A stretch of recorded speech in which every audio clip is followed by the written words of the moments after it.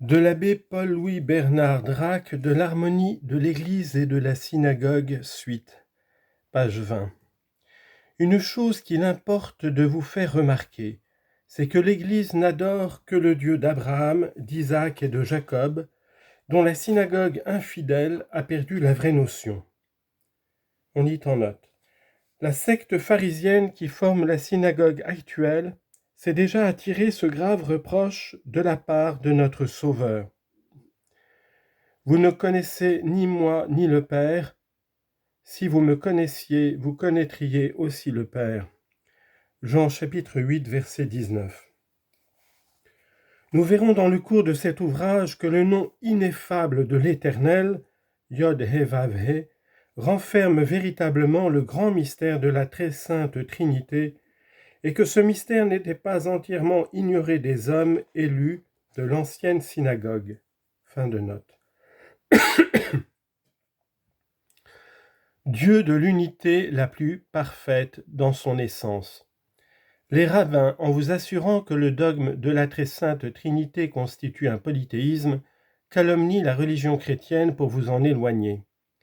La lecture du présent ouvrage vous convaincra, j'espère, que les hommes élus de l'ancienne synagogue connaissaient, autant que le comporte la faible intelligence de ce bas monde, le Dieu un par son essence et trine par les trois personnes, distinctes mais inséparables de la divinité. Dans ce livre, vous trouverez le développement des prophéties qui ont rapport à toutes les circonstances de l'avènement du Messie, fils de David. On lit en note numéro 29. La tradition juive désigne le Messie tantôt sous le nom de Messie fils de David, tantôt sous celui de Messie fils de Joseph. Voyez le Talmud, traité Abodazara, folio 5 recto, traité Soukha, folio 52 recto, traité Yebamot, folio 62 recto et folio 63 verso, tétré Sanhédrin, folio 97 recto suivant. Issu selon la chair du sang de David par l'illustre et humble servante du Seigneur, Ecce Ancilla Domini, Luc 1, 28, Jésus-Christ était regardé longtemps dans sa nation comme fils de Joseph, le saint époux de la plus pure des vierges. Ut putabatur filius Joseph. Dit saint Luc, chapitre 3, verset 23, et aussi chapitre 4, 22, verset 22, Jean, chapitre 1, verset 45, chapitre 6, verset 42. Sa bienheureuse mère elle-même l'appelle fils de Joseph.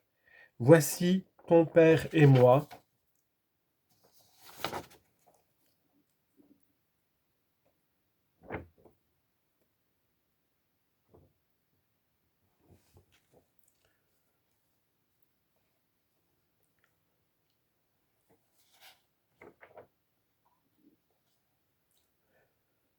Voici ton père et moi, nous te cherchions.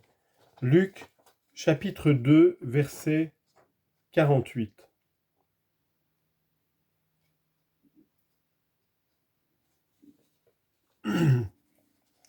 Elle le qualifiait ainsi parce qu'elle lui parlait devant tous les docteurs.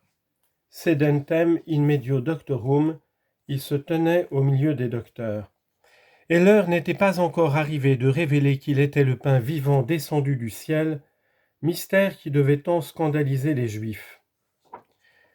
Jean, chapitre 6, versets 41 et 42.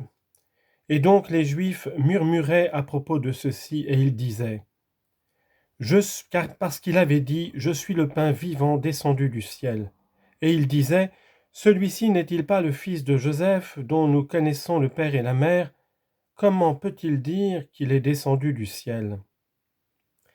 Si la loi mosaïque considère en tout le fils aîné de l'Hébreu qui, en exécution de la loi du Lévira, épouse la veuve de son frère comme l'enfant du défunt, confère Deutéronome chapitre 25 verset 6, à plus forte raison devait-on accorder à Jésus-Christ le titre et les droits de fils de celui qui était l'époux de sa mère.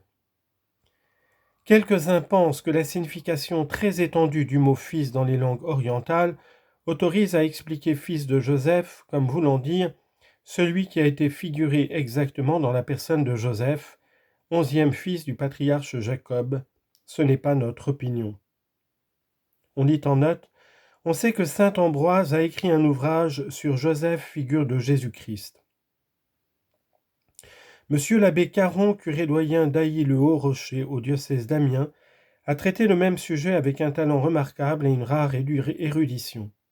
Son ouvrage est intitulé « Essai sur les rapports entre le saint patriarche Joseph et notre Seigneur Jésus-Christ ». Ce livre a fait une vive impression sur tous les Israélites qui le lisent et il a contribué à la conversion de quelques-uns d'entre eux. Fin de note. Nous avons dit que saint Joseph était l'époux de la très sainte Vierge. Selon la loi mosaïque, les fiançailles constituaient un véritable lien, appelé en termes de théologie arousin. Quand un homme fiancé, arous, voulait redevenir libre, il était obligé de recourir à la formalité de la répudiation, aussi bien qu'un homme marié. Chez les Romains, il fallait de même répudier pour rompre les fiançailles. La formule était « conditione tua non utor ». Pour le divorce après mariage, la formule était « res tuas tibi habeto ». Le fiancé, désigné par le terme arous, est bien différent du fiancé juif des temps modernes qu'on appelle khatan.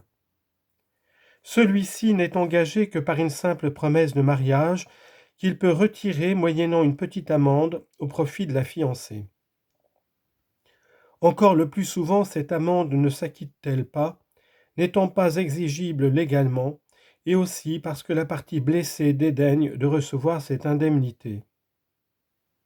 De là vient que les fiançailles modernes, qui du reste ne sont accompagnées d'aucune cérémonie religieuse, s'appellent en hébreu qanas, ce qui veut dire amende, parce que chacune des parties, non pas contractante mais promettante, s'engage à payer l'amende déterminée dans l'acte qui se dresse à cette occasion, en cas qu'elle vienne à se dédire.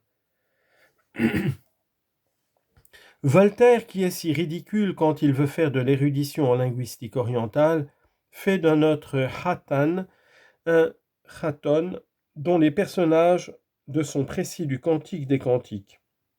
Le père Adam, qui était chargé de lui mâcher, Voltaire a des expressions si nobles, cette partie de son travail, méritait bien en cette occasion le reproche que lui faisait son maître quand il le grondait « Père Adam, vous n'êtes pas le premier homme du monde ». Les fiançailles de la synagogue ancienne produisaient un véritable lien aux yeux de la religion. Ce lien était sous la sauvegarde de l'autorité publique.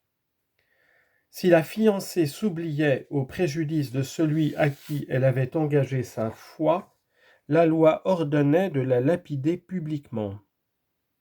Deutéronome chapitre 22, versets 23 et 24. Nous avons vu que si le fiancé, arous, ne voulait pas épouser sa fiancée, aroussa, il était obligé de la répudier en règle. C'est de cette manière que la très sainte Vierge était desponsata à saint Joseph.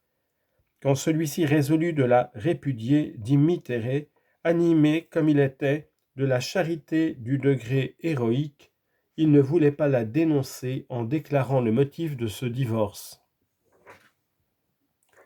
C'est pourquoi il se disposait à lui remettre le libelle de séparation sans l'intervention des autorités de la synagogue, car, à la rigueur, le ministère des prêtres n'était pas nécessaire dans cet acte. Voyez notre traité du divorce dans la synagogue, pages 99, 229 et 230.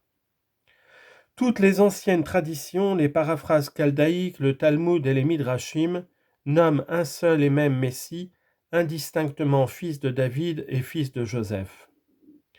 Le Midrash Tehillim sur le psaume 92 applique au Messie fils de David la bénédiction que Moïse a donnée à la tribu de Joseph. Deutéronome chapitre 33 verset 17, parce qu'il est nommé fils de Joseph. Le Talmud, traité Soukha, folio 52 recto, reconnaît la divinité du Messie fils de Joseph, puisqu'il lui attribue ces paroles, « Et ils regarderont vers moi qu'ils ont percé, et ils s'en affligeront. » Zacharie chapitre 12 verset 10. Or le texte met ces paroles dans la bouche de l'Éternel.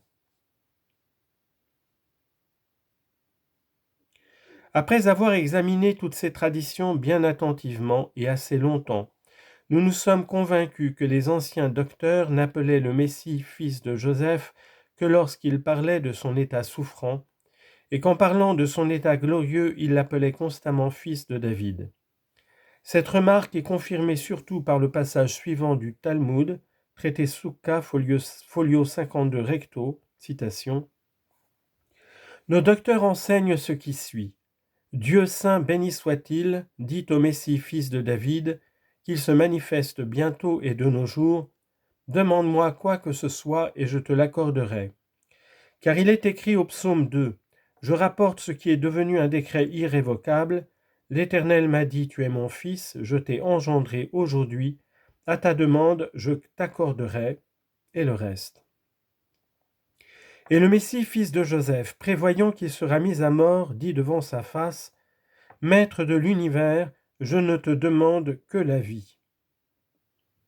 Et Dieu lui répond, ton père David a déjà prophétisé au sujet de la vie, car il a dit au psaume 21, verset 5, il te demande la vie, et tu lui accordes de longs jours pour le siècle infini. On lit en note. Mon Père, s'il est possible que cette coupe passe loin de moi, a dit notre Sauveur, dans ce moment d'agonie où une sueur de sang coulait de son corps admirable, de son corps adorable. On ne peut, à moins d'être un pharisien endurci, lire ces paroles sans éprouver soi-même quelque chose de l'angoisse de l'homme Dieu qui allait être si cruellement immolé à cause de nos péchés. Un jeune Israélite, savant talmudiste qui, encore néophyte, se préparait aux ordres sacrés dans un séminaire de la capitale et est devenu depuis chef d'une mission lointaine, en lisant pour la première fois ce passage de l'Évangile, a dit avec l'accent de la plus profonde douleur, je savais par la tradition que la mort devait être pour le Messie un calice d'une amertume insupportable. Mais je n'aurais jamais cru que cette amertume affectât à ce point ceux qui en retirent tout le profit. On a vu une jeune juive convertie fondre en larmes quand elle entendit lire pour la première fois cet endroit de la Passion. Elle a eu le bonheur depuis d'embrasser l'état religieux. Il te demande la vie et tu lui accordes de longs jours pour le siècle infini. Note. En effet, Dieu accorde l'immortalité au corps de Jésus-Christ après sa résurrection. En traitant de Jésus-Christ dans cet ouvrage, nous rapporterons une tradition de la synagogue qui enseigne que la chair du Messie doit se convertir en feu. Qui ne voit ici, outre la transfiguration du mont Tabor, la glorification de la sainte humanité de celui à qui le Seigneur a dit « Siège à ma droite ». Fin de note. Les rabbins postérieurs, qui pour échapper à plusieurs arguments irrésistibles des chrétiens, ont imaginé deux messies distingués l'un de l'autre, un messie de gloire, fils de David, et un messie d'opprobre et de douleur, fils de Joseph par la tribu d'Éphraïm, ne remontent pas au-delà du XIe siècle. Voyez le lexicon talmudique de Rabbi Nathan, article Gouf et le commentaire de Rabbi Salomon Yarhi sur Isaïe, chapitre 11, verset 13, chapitre 24, verset 18. Aben Ezra, dans son commentaire sur le psaume 80, verset 18, fait mention du Messie fils d'Éphraïm. Mais on voit, par son commentaire sur Isaïe, chapitre 11, verset 13, qu'il n'admettait encore qu'un seul Messie. Car à l'occasion de ces paroles du texte « Éphraïm ne sera pas jaloux de Juda », il dit « Éphraïm ne sera pas jaloux de ce que le Messie sera d'une famille de Juda ». Ce rabbin florissait dans le XIIe siècle. On lit en note, on lit à la fin de son commentaire sur Daniel qu'il a achevé cet ouvrage l'an 4916 du compute rabbinique, ce qui répond à 1156 de l'ère vulgaire. Fin de citation.